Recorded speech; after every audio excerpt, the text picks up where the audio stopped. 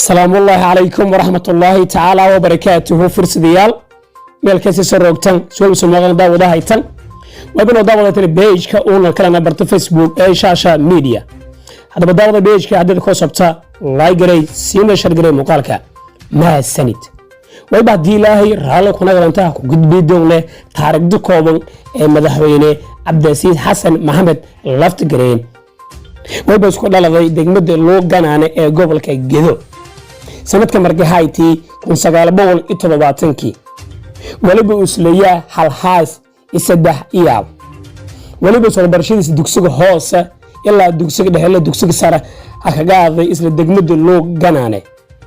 waliba uu macalinka haayay isla degmada loo ganaane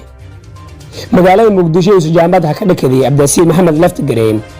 waliba soo baraday culumta shishal duwan sida culumta siyaasadda jaamacadda walaada ee Mareykanka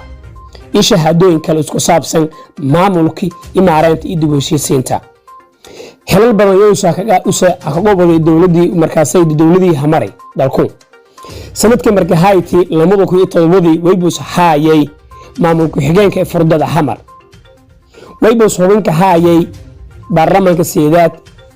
ikan tomonaad shanta sano la dhaafi waybus hanagaday wasiirka tamarta ibiyo wasiir dawlaha nagaday wasaaradda ganacsiga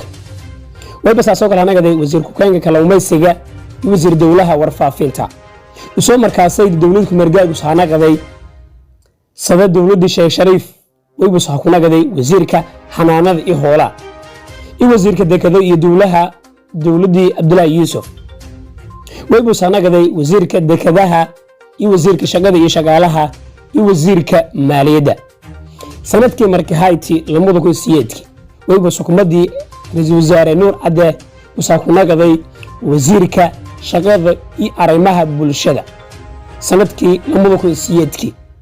wayba xukuumadii Umar Abdirashiid waxa ku nagaday wasiirka gaadiidka iyo arrimo badda isla xukuumadii Umar Abdirashiid waxa ku nagaday sanadkii markii hayti 2010 wasiirka xanaanada iyo hoola isla xukuumadii ra'iisul wasaare Maxamed Abdullaahi Farmaajo wayba soo nagaday wasiir dawlaha boostada isgaarsiinta iyo warfaafinta xukuumadii Abdulwali Sheekh Ahmed wayba soo nagaday wasiir ku xigeenka kalluumaysiga iyo soo nagaday xukuumadii ra'iisul wasaare Xasan Cali Khayre wayba saas oo kale soo nagaday wasiir dawlaha wasaaradda ganacsiga wayba soo tartamay gudoomiyaha baarlamaanka wayba saas oo kale ku nagaday wasiirka tamarta iyo khayraadka biyo haddana wayba soo madaxweynaha koonfur galbeed Soomaaliya